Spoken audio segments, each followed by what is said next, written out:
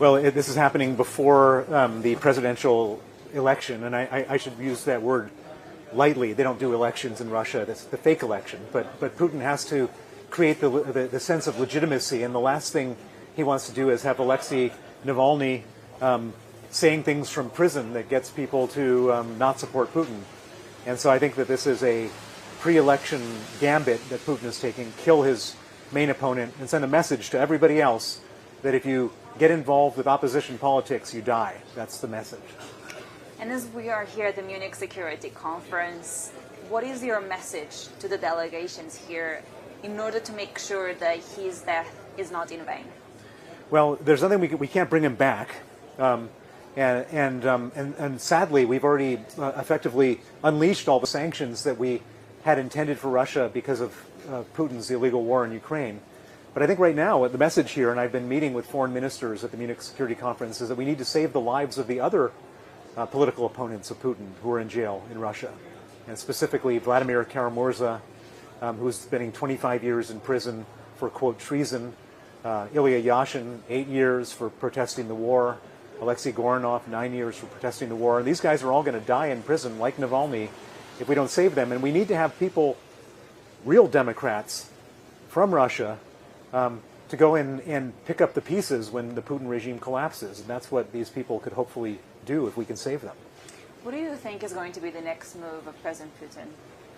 Well, Putin is just trying to grind us down in the West, and he doesn't have so many moves as he has possible outcomes. His dream scenario is that Trump becomes the next president in the U.S., that he withdraws support for Ukraine, that he withdraws from NATO, and that Putin can have his way in Ukraine and the rest of Europe without any serious military opposition. What is it going to take? Because when you hear some of the comments from President Putin himself, he actually said he would prefer Biden to Mr. Trump at the White House. Was that mind games? Yeah, I mean, you can't listen to a word that Putin says. Everything that comes out of his mouth is a lie. And he's lying for different reasons, manipulating for different reasons. One should just basically ignore what he says and just look at what his interests are. And how are you looking at the U.S. election in the context of Russia's invasion of Ukraine? I think that it's a pivotal election. If Trump is the candidate, he is the pro-Putin candidate. And if you're a single-issue voter, you should probably vote against Putin. I just would like to get your final thoughts on NATO and on the fact that at this stage there's quite a lot of conversations also here in Munich that Russia is getting ready to attack NATO itself. How realistic is this threat of Russia posing to NATO?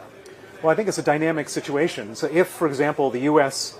pulls out of NATO, then they can attack NATO Russia can attack NATO without such severe consequences. And so Putin is working on all different fronts to try to weaken the resolve. He's also working to weaken the resolve of the European Union by finding people like Viktor Orban from Hungary and the Slovakian president and so on.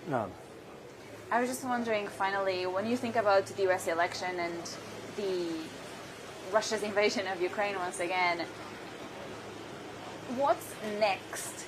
Because as I look at the United States, and if you think about whether Trump is going to become the next president, no potential aid for Ukraine, where does the international security order go from this?